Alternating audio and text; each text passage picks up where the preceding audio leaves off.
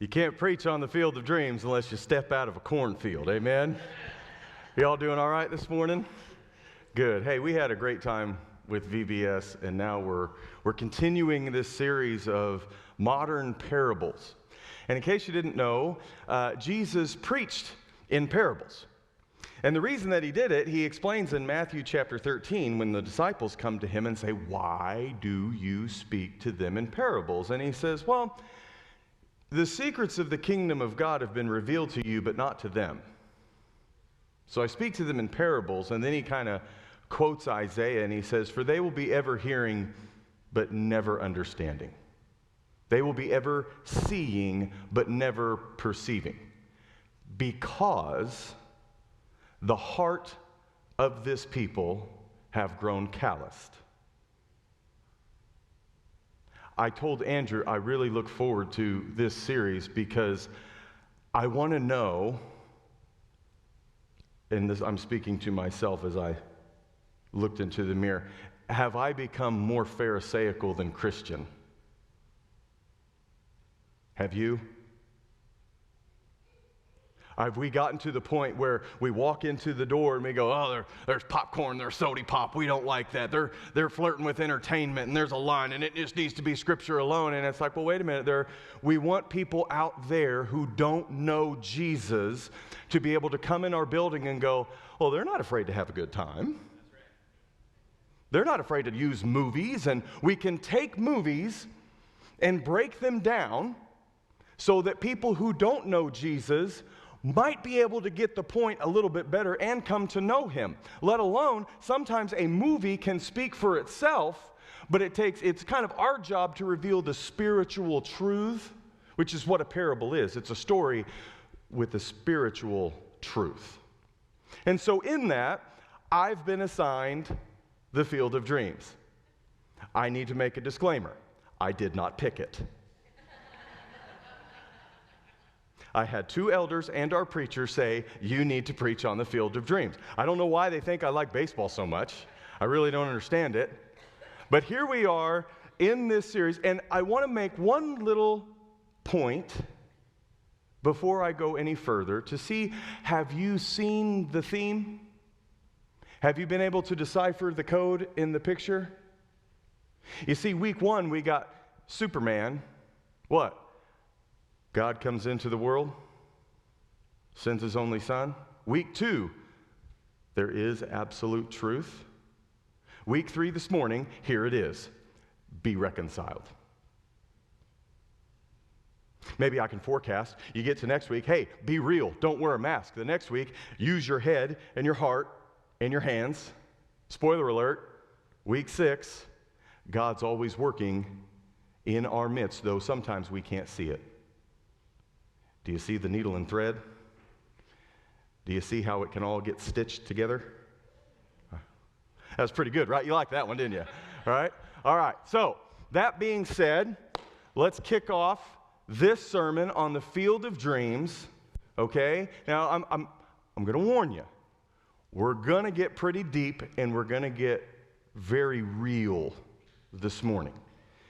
This is not Field of Dreams. This is absolutely not an action-packed blockbuster. It is a deep drama, and it speaks to the heart. And so in that, this first clip that we're going to start is kind of the introduction, but I want you to really listen to Ray as he talks about his father, and then I really want you to pay attention to how Ray talks about his relationship to his father. In the first clip, let's take a look. My father's name was John Kinsella. It's an Irish name. He was born in North Dakota in 1896 and never saw a big city until he came back from France in 1918. He settled in Chicago, where he quickly learned to live and die with the White Sox. Died a little when they lost the 1919 World Series. Died a lot the following summer when 8 members of the team were accused of throwing that series. He played in the minors for a year or two, but nothing ever came of it. Moved to Brooklyn in 35, married Mom in 38, and was already an old man working at the Naval Yards when I was born in 1952. My name's Ray Kinsella. Mom died when I was 3, and I Suppose Dad did the best he could. Instead of Mother Goose, I was put to bed at night to stories of Babe Ruth, Lou Gehrig, and the great shoeless Joe Jackson. Dad was a Yankees fan then, so of course I rooted for Brooklyn. But in '58, the Dodgers moved away, so we had to find other things to fight about. We did.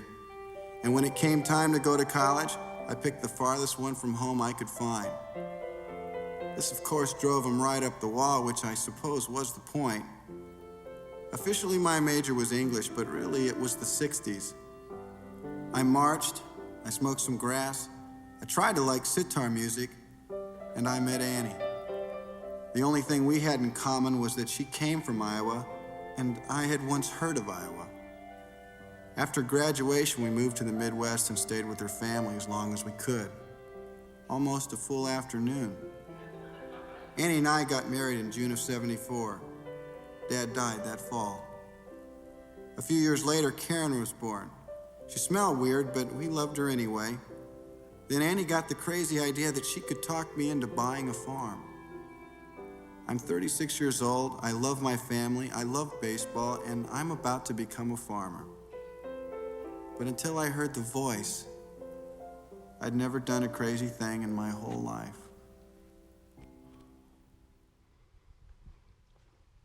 Did you hear it? Dad became a Yankee fan, so of course I rooted for Brooklyn. When I got older, we had to find other things to fight about. We did. And when it came time to go to college, I picked the furthest place away from home, which drove him up the wall. I suppose that was the point. Do you see the deep-seated rebellion even in the beginning between Ray and his dad? It starts simple, right? He roots for one team, I'm going to root for the other. Do you see it? Deeper question, have you experienced that? Maybe with your dad? Maybe with your own children? You see, Paul says in Romans chapter 8 that the sinful mind of man has been at war with God. When did that all start? The garden. Since the garden, mankind, man's nature, has been in rebellion to God. The same way Ray was with his father. The Greek word hamartia is the word for sin. It literally means to miss the mark. In baseball, a pitcher, he's got a very small margin of error, okay? You've got 17-inch wide plate, 17 inches. But you're 60 feet, 6 inches away, and you have to put it from knee to, well, no, not nowadays. So from here to here, baseball's gotten soft, by the way. From here to here, 17 inches, a little tiny box. That's it. To miss that box is to err. To miss that box is to literally, hamartia, sin. Sin has missed the mark. Sin is to miss the mark. So mankind has missed the mark since creation. And what is the mark? The relationship with the Father. And did you notice how he thought his life was fine? Oh man, I went to Berkeley and my major was English, but it was really the 60s. And he did all of these things and he thinks life is normal. But did you notice there towards the end, he says, I met Annie and we got married. And then what did he say? Dad died the next fall. What it doesn't say right there that finds out later in the movie, Dad didn't make it to the wedding. Dad never met Annie. This rebellion, this war within, causes separation. And ultimately, even though life seems fine and where I'm about to be a farmer and everything seems great, I have a beautiful wife and child, everything's good, there's still an underlying issue. And it slowly gets to be brought to the surface in this next clip. I didn't do anything crazy in my whole life until I heard the voice.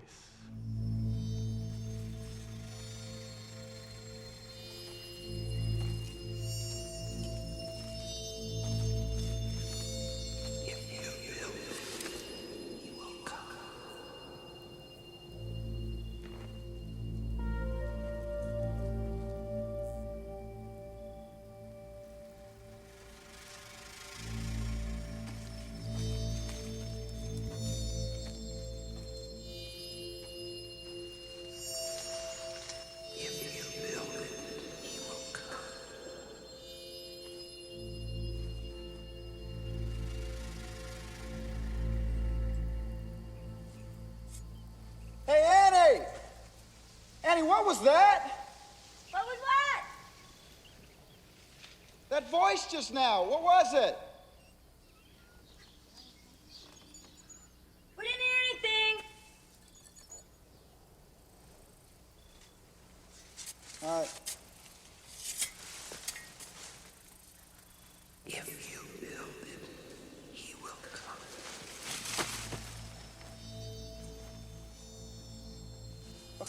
Okay, you must have heard that. Sorry. Hey, come on in to dinner. Let's go, Pumpkin.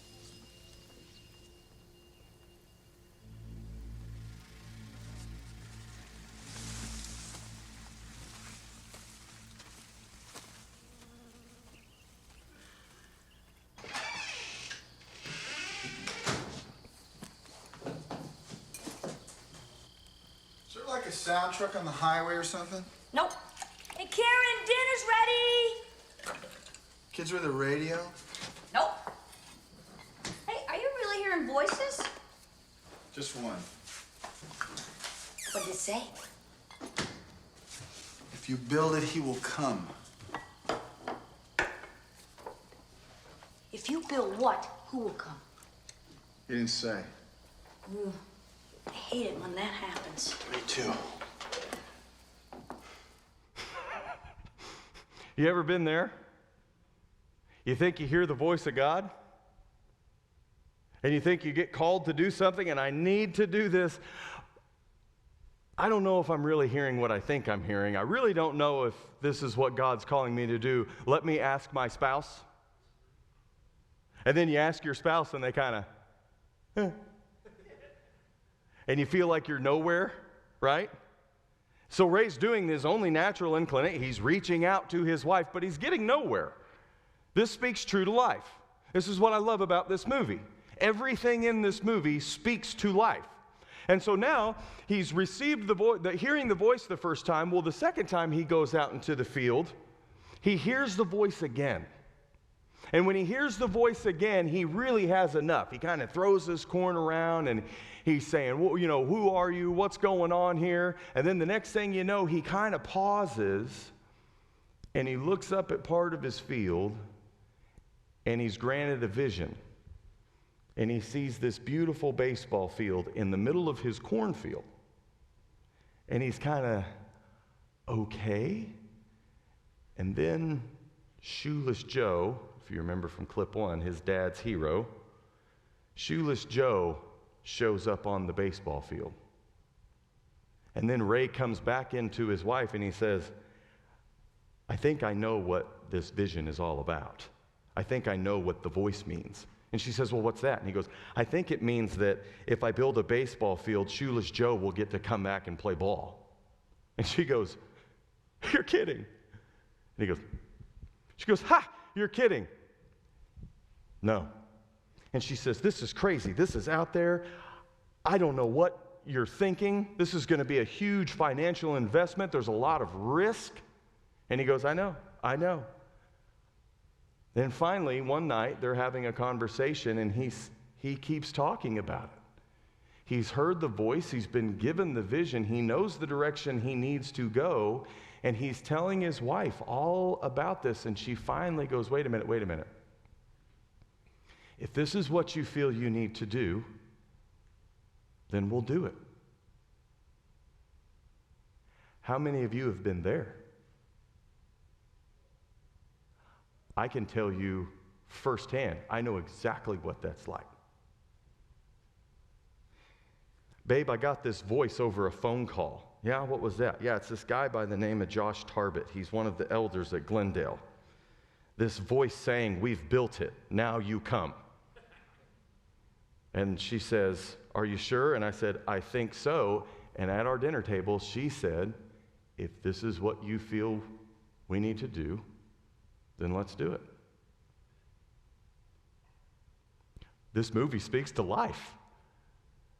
It was already built. I came. Here I am.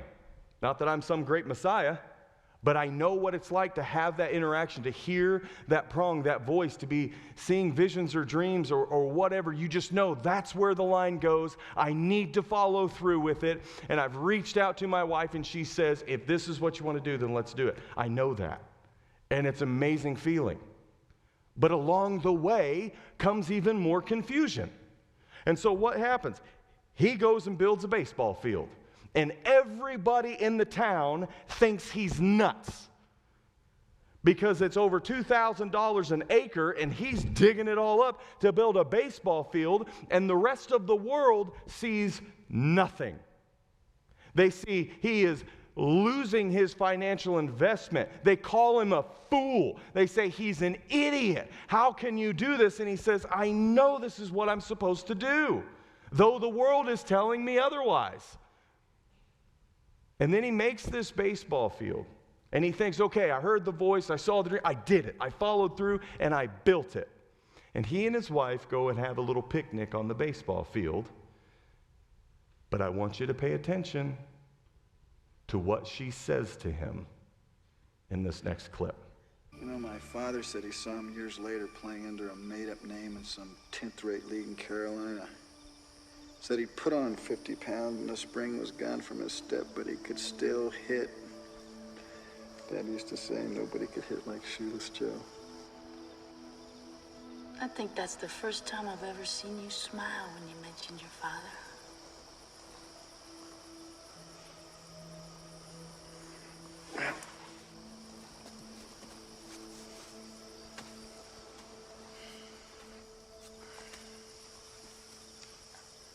I have just created something totally illogical. That's what I like about it. Am I completely nuts? Huh? Not completely. It's a good baseball field, Ray. It's kind of pretty, isn't it? Mm-hmm.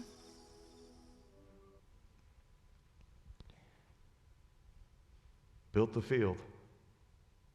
Out here with my wife, enjoying what I've made. Underlying issue. I think that's the first time I've seen you smile when you've mentioned your father. You see how that root slowly starts to come up? The reconciliation, the peace, the rest. We go through life all the time. What are we thinking about?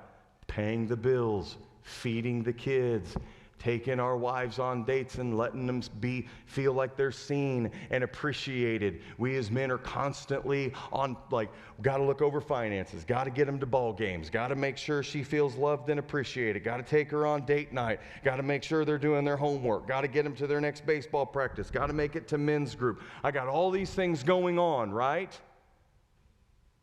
And how we react to all of those things, how we treat all of those things are literally a result of whether we've been reconciled to the Father or not.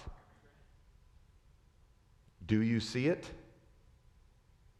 And so in this, he ends up going out and looking at the field for seasons, and no one comes. And then finally, one spring, they're sitting at the dinner room table, and they're going over the finances, and she says, we've spent all of our life savings building that field. We have no money. We might break even. And right then, little Karen walks in and goes, Daddy, and he says, in a minute, Karen. And they start talking about finances again, and Karen comes in and goes, Daddy, and he says, in a minute, Karen. And he says, but there's a man out there on your lawn. And then he goes out, and it's Shoeless Joe, Ray's dad's hero. So he was right to a degree. I think if I build the field, that will mean Shoeless Joe gets to come back and play baseball. Partially correct, but not complete. And so he goes out there and he has this conversation with Joe. And the next thing you know, Joe, a couple days later, brings some other ball players in, resurrecting from the divine, and they step into reality and they're playing baseball. And Ray thinks everything's good. Man, this is the coolest thing ever. And then he hears another voice saying, ease his pain.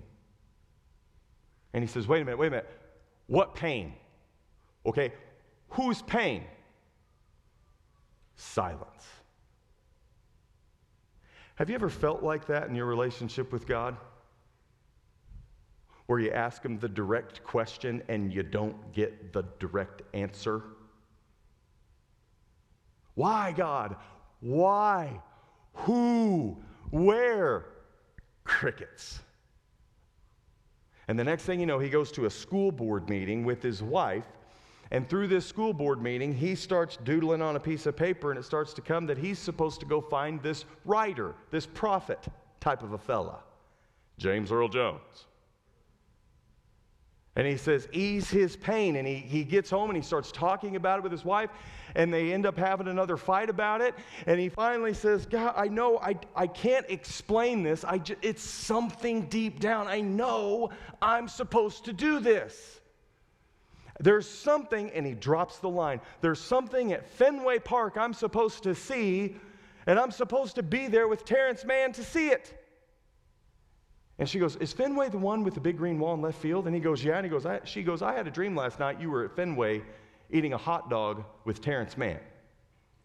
Because they have the same dream, he gets packed, he goes to Boston. He finds Terrence Mann. He goes to the baseball game.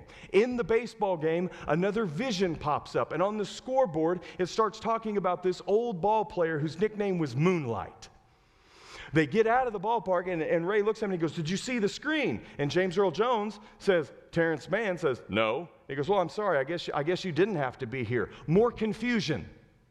I thought I was supposed to take you, and you didn't say, I don't get it. So they get outside the stadium. He drops James Earl Jones off, Terrence Mann, and he wheels around and pulls a U-ey, and James Earl Jones is standing in the middle of the road, and he goes, Moonlight Graham.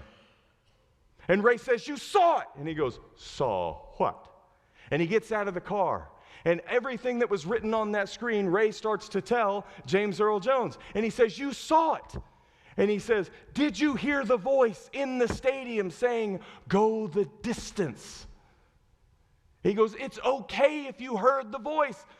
James looks at him and goes, go the distance. And he goes, yes. Do you know what it means?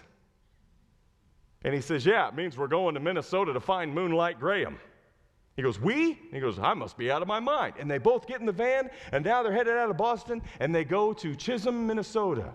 And they show up at a doctor's office and say, we're looking for Dr. Graham. And they say, well, he came to the right place, but he died 16 years ago. Huh? Now they're both confused. We've both now heard a voice. We've both been told that this is where we need to go. We need to go the distance and go here. But we get here and the guy's dead. This doesn't make any sense. Have you ever felt that way in your own walk? You really feel like you're following through in obedience. You're doing what you're told.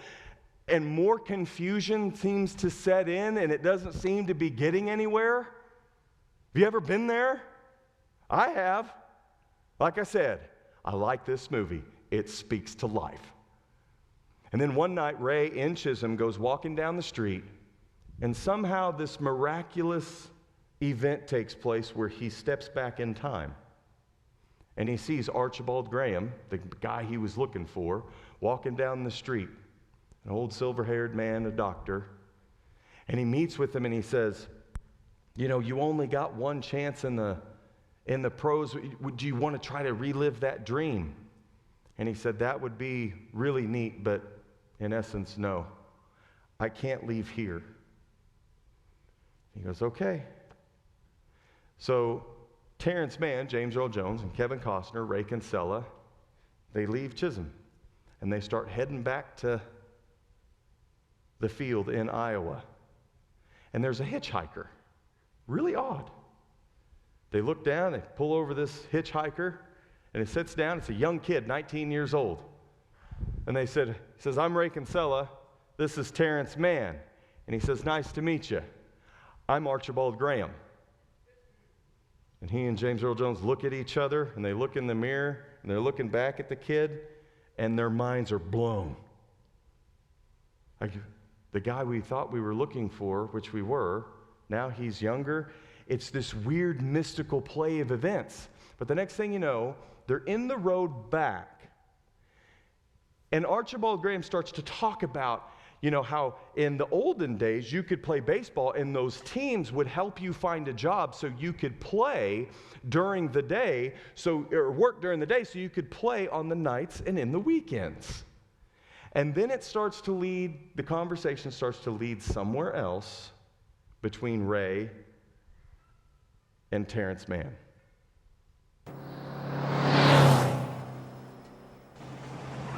It's funny the way he described towns, finding you a job so that you could play on their team. They haven't done that for years. My dad did that for a while, but that was in the 20s. What happened to your father? He never made it as a ball player, so he tried to get his son to make it for him. By the time I was 10, playing baseball got to be like eating vegetables or taking out the garbage. So when I was 14, I started to refuse. You believe that? American boy refusing to have a catch with his father? Why at 14? That's when I read The Boat Rocker by Terrence Mann. Oh, God.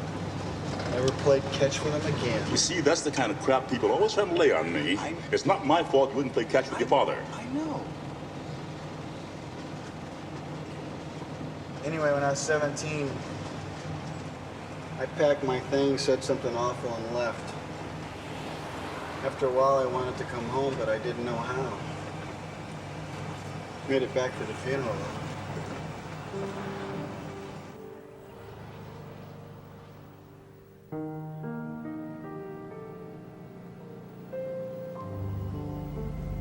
What was the awful thing you said to your father? I said I could never respect a man whose hero was a criminal. Who was his hero? Shoeless Joe Jackson. You knew he wasn't a criminal. Then why did you say it? I was 17.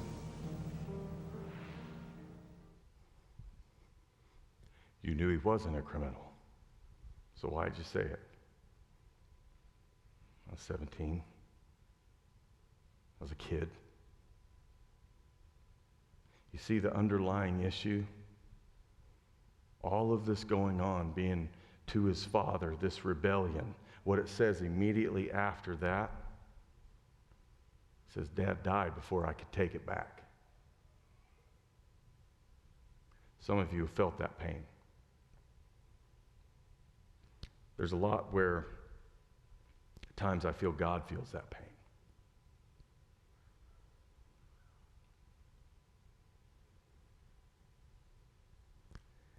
He ends up getting back to the baseball field, and some games take place, and it's a joyous occasion, and he's thinking life is well. And then all of a sudden his brother-in-law shows up and says, Ray, the bank's going to take your farm. This baseball field you have lost all financial stability because you've built this baseball field. And so then he's given a dilemma. He's given a dilemma. You either stay and keep the baseball field and hope that the people out there will come, or you get rid of all the baseball field, all the ball players, and you start harvesting crops again. And the risk is really brought to a head at this point in the movie of making the decision to stick with it, to truly go the distance. But in that, he kind of needs a friend to tell him why to keep the field. And I'm telling you, I wouldn't preach on Field of Dreams without showing this clip. Ray, people will come, Ray. They'll come to Iowa for reasons they can't even fathom. They'll turn up your driveway, not knowing for sure why they're doing it. They'll arrive at your door as innocent as children, longing for the past. Of course, we won't mind if you look around, you'll say. It's only $20 per person. They'll pass over the money without even thinking about it. For it is money they have and peace they like. Ray, just sign the papers. And they'll walk out to the bleachers. And sit in shirt sleeves on a perfect afternoon. They'll find they have reserved seats somewhere along one of the baselines. Where they sat when they were children and cheered their heroes. And they'll watch the game. And it'll be as if they'd dipped themselves in magic waters. The memories will be so thick they'll have to brush them away from their faces. Ray, when the bank opens in the morning, they'll foreclose. People will come, Ray. You're broke, Ray. You sell now or you lose everything. The one constant through all the years, Ray, has been baseball. America has rolled by like an army of steamrollers. It's been erased like a blackboard, rebuilt and erased again. But baseball has marked the time. This field, this game, is a part of our past, Ray. It reminds us of all that once was good, and it could be again. Oh, people will come, Ray. People will most definitely come. Ray, you will lose everything. You will be evicted.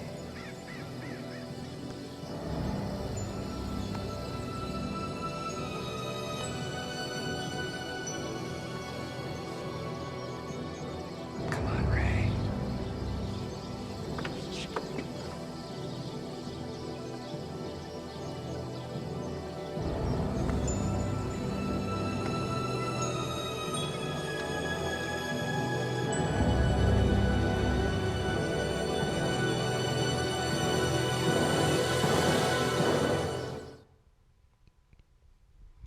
He says, I can't do it.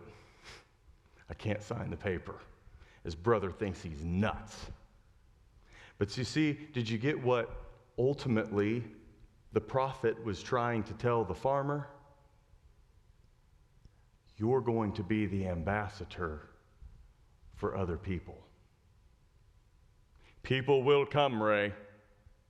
They have reasons to come. I love that line where he says, it'll be as if they dipped themselves in magic waters. Sound familiar? He's to be an ambassador, but before he can be an ambassador to other people, he himself has to get something in his own life figured out. You see, the mind of man has been at war with God since the beginning. And in Matthew chapter 7, Jesus is telling the people, you must build your life on me. You must build your life on the rock. If you build your life for me, I will come. James says in his epistle that if you draw near to God, then he will draw near to you. But he's not going to do it big and boisterous like. He's going to do it like a whisper. Why? The Messiah is also a gentleman. He stands at the door and knocks. But before Ray can be an ambassador for the field, for people to come experience the divine, he himself has to be reconciled. The underlying issue through the whole entire movie that so many people just look over is going to be revealed to you in this last clip. And I want you to pay attention, not just to the words that are spoken, but I want you to pay attention to the emotion of this final scene. If you build it, he will come.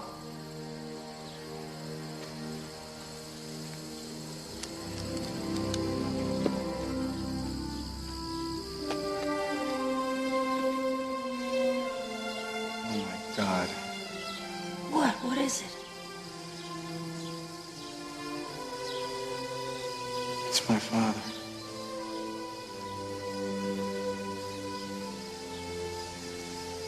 Ease his pain. Go the distance. It was you. No, Ray. It was you.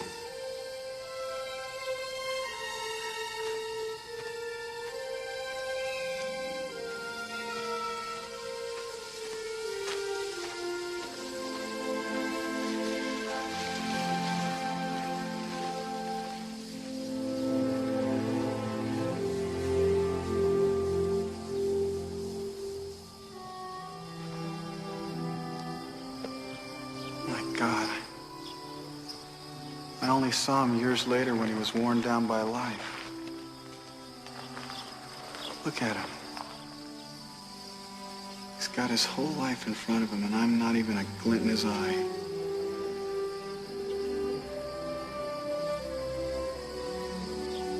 What do I say to him? Why don't you introduce him to his granddaughter? Hi. Hi. I just wanted to thank you folks for putting up this field, letting us play here. I'm John Kinsella. I'm Ray. My wife, Annie. This is my daughter, Karen. Karen, this is John. Hi, John. Hiya, Karen. Well, we're gonna let you two talk. I mean, if all these people are gonna come, we got a lot of work to do. It's very nice meeting you. Well, Come on.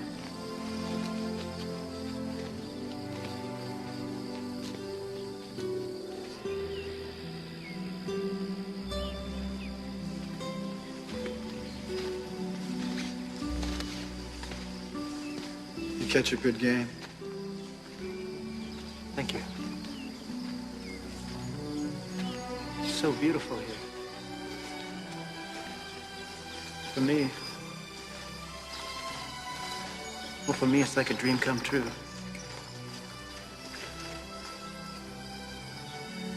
Can I ask you something? Is this heaven? It's Iowa. Iowa?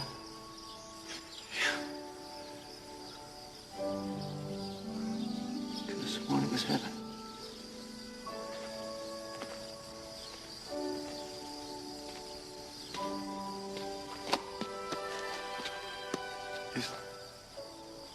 Is there a heaven? Oh, yeah. It's the place dreams come true.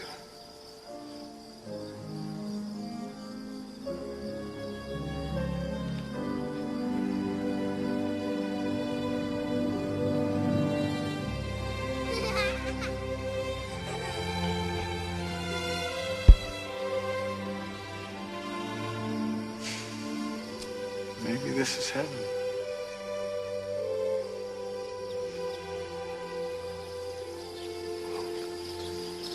Good night, Ray.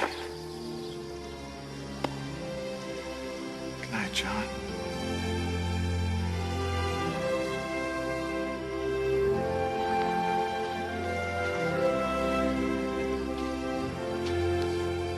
Hey, Dad? You want to have a catch? I'd like that.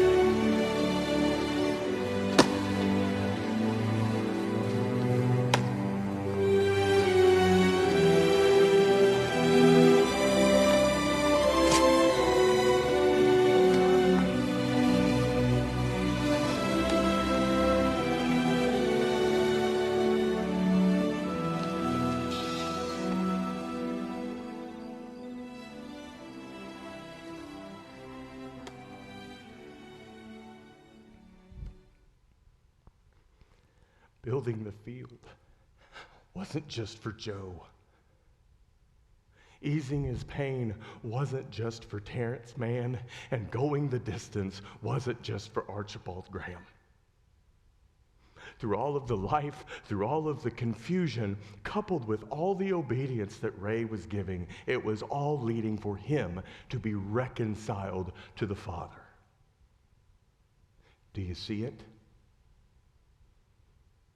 His father steps out of the divine and comes to him in very humble, gentle fashion. And it gets to the point where Ray realizes all of this that I have done is for this reason. Everything in my life has culminated together for this, that I be reconciled to the Father.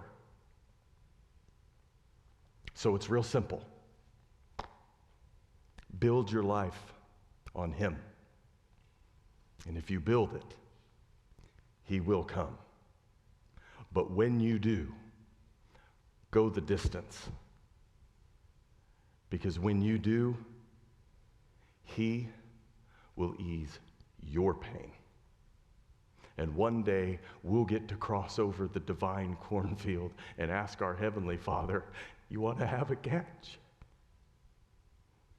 And with all the eternal love in his heart, he will look at you and say, I'd like that. And that is when we will truly be in the field of dreams.